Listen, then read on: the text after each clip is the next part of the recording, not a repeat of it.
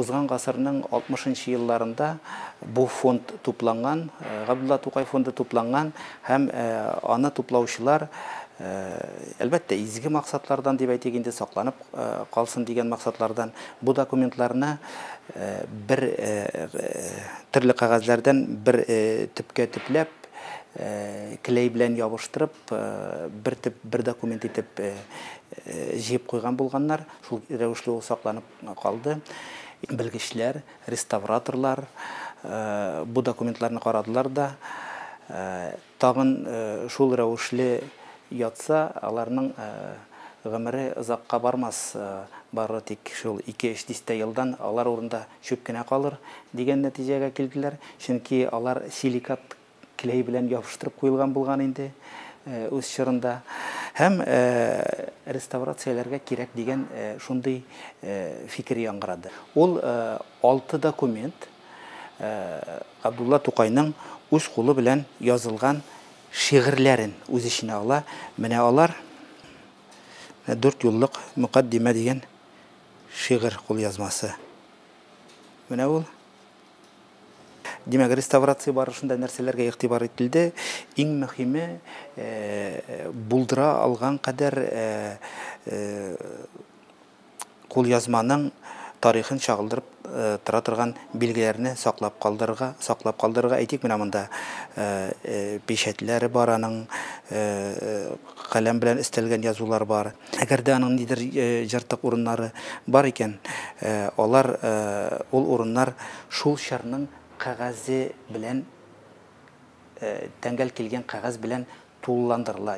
Габдулла Тукайның китап шигыренең үз кулы белән язылган кулъязмасы. Ул аның беренчел рәвеше дип әйтик инде, элек сакланган рәвеше менә күрәсез, ул кырыйдан ябыштырып куелган иде силикат клей белән. Ул алары димәк аның алына, чис тартыла.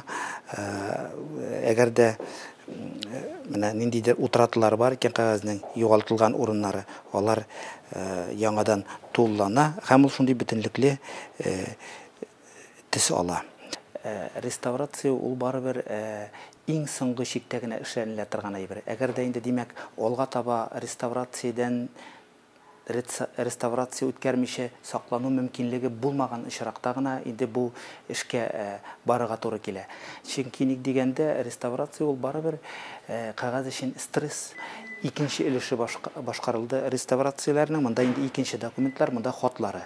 Монда димәк шулай ук 7 бит турында сүз бара. Аның Сәгыйть Сүнчәләйгә апасына язылган хаты, аннары үләр алдыннан шифаханәдән Клешкин больницасыннан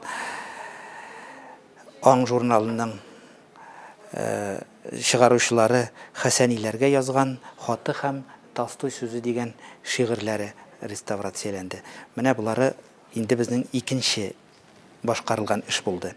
Менә бу фотографияны еш кына Габдулла Тукай үзе түгел бу фотода. Чөнки күрәсез, шактый тулы йөзле, түгәрәк йөзле халык арасында шундый Тукай инде ул мул тормышта яшәмәгән, алтын каләм белән язмаган, шуңа күрә ул мондый була алмый дигән. Шул уңайдан бу фотографияны безнең хезмәткәрләр тапшырдылар.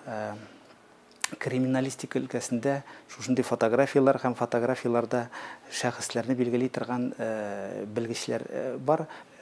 Нәтиҗәләре буенча чыннан да бу фотода Габдулла Тукай сурәтләнгән дигән сүзләр бар. Тукай чыннан да ул нидер бер феноменаль күренеш дип әйтергә кирәк. Һәм ул теләсә нинди халыкта, теләсә кайсы вакытта барлыкка килә ала торган күренеш түгел. Моның өчен билгеле бер шартлары булырга тиеш. Тары әйтик халыкның үз билгеләнү, үз аңы формулашу барышы да билгеле бер этапка җиткән булырга тиеш. Аның үз-үзен башка халыкларга күрсәтү рәвеше дә билгеле бер сыйфатларны алган булырга тиеш. Бар тик шул шартларда гына шушындый Тукай кебек кешеләр, шагыйрьләр чын мәгънәсендә олы хәрефләрдән, зур хәрефләрдән шагыйрьләр туарга мөмкин.